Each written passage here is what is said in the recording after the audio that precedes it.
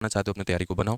ठीक है, अब ये मिड पॉइंट थ्योरम क्या होता है? मिड पॉइंट थ्योरम का मतलब यहाँ पर ये होता है, अक्सर जीवन में भी आपने लोगों को देखा होगा, कुछ लोग ऐसे होते हैं जिनको जीवन में बीच में घुसने की आदत होती है। ठीक है, कहीं पर भी नहीं नहीं हम एकदम ऐसे पीछे में रहेंगे, तुम्हारे छोड़ करके नहीं जाएंगे। ठीक है, चाहे रिश्तों की बात हो, कहीं करके भी बात हो, उसी तरीके से यहाँ पर पॉइंट में भी आ जाता है।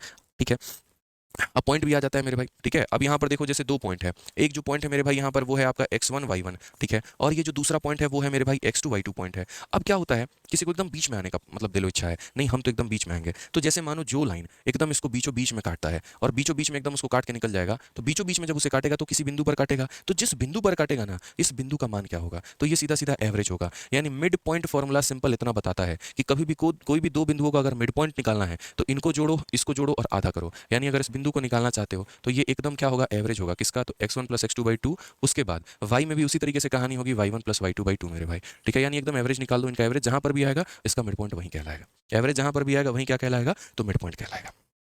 ठीक है, अब यहाँ पर बात करते हैं, तो क्वेश्चन नंबर 8 में ये बोला गया कि what is the mid point of M N between the point इतना एंड इतना। मिड पॉइंट निकालना है, तो सिंपल याद रखिएगा, कभी भी किसी का मध्य बिंदु निकाल रहे हैं तो इसका x कितना है, तो 2 है, और इसका x कितना है, तो 8 है। तो x में x को जोड़ करके क्या करो, आधा, तो ये x की वैल्यू आ जाएगी। और इसका y कितना है, तो 6 है। इसका y कितना है, तो 4 है। y में y को जोड़ करके आधा करो तो ये तुम्हारा y का मान आ जाएगा। तो ओवरऑल बोलोगे सर 10 का आधा कितना हो जाएगा, 5, और यहाँ 10 का आधा हो जाएगा 5। सर ये इसका क्या है, मध्य बिंदु है। Option number D for Devasena.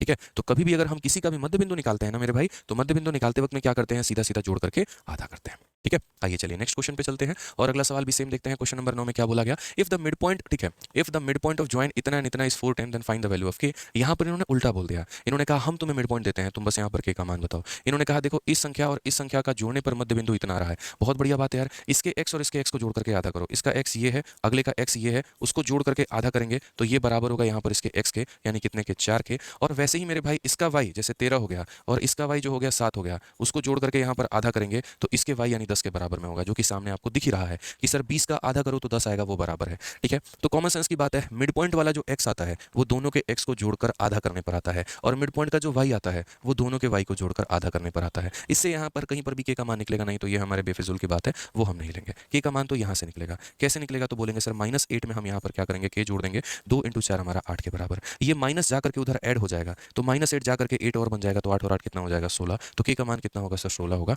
बात खत्म।